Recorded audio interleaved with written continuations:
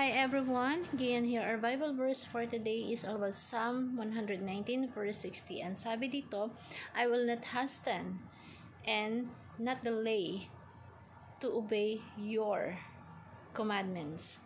Ako'y nagmamadali at hindi naantala sa pagsunod sa iyong utos.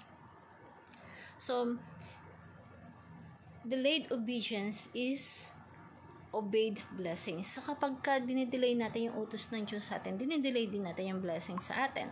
So, di ba tayo kapag inutusan ka na magulang mo, kunyari, inutusan ka magugas ng pinggan ngayon, pero hindi mo sunod. Ginawa mo siya, pero kinabukasan pa. It's still delayed obedience. Kapag hindi tayo sumunod sa utos ng Diyos, dinidelay din natin yung pagpapala na binibigay ng Diyos para sa atin. God does not ask for our approval.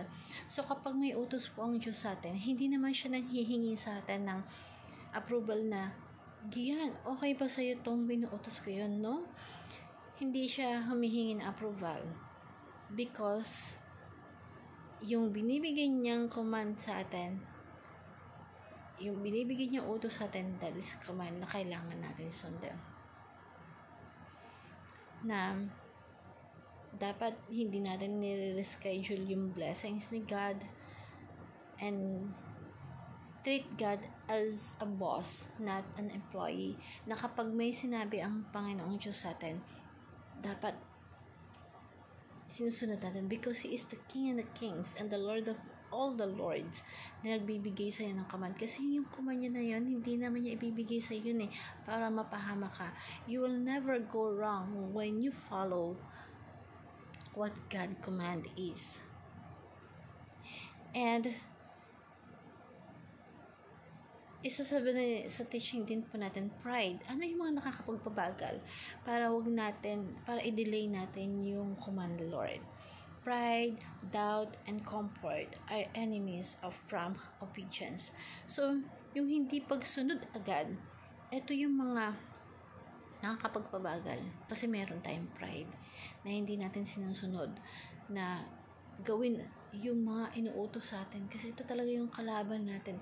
At ang pagsunod talaga sa utos ng Diyos, una-una talagang tatamaan nun yung pride natin. At nagkakaroon tayo ng doubt na totoo nga ba na kapag sinunod ko to is hindi ako mapapahamak? Pero kapag sinunod mo agad nang wala kang patumpik-tumpik, dun mo makikita na okay pala yung mga inuutos ng Diyos sa atin. Ang pinakamahigpit lang na kalaban natin sa sarili natin. That's why tinatamaan kasi yung pride natin. And comfort are enemies of prompt obedience. At kapag nasa comfort zone tayo, okay tayo, mas pipiliin natin hindi kasi sundin yung mga utos ng Diyos sa atin Kasi nga, we are in a comfort zone. Okay pa tayo. So, dun lang tayo sumusunod sa utos ng Diyos kapag in dire situation na tayo na kailangan na natin sumunod. Lord, ano ba yung pinag-uutos mo sa akin? Doon lang tayo nagiging aware kapag nasa comfort tayo. So, dapat tanggalin natin po yung mga ganong bagay. Na, let's obey quickly.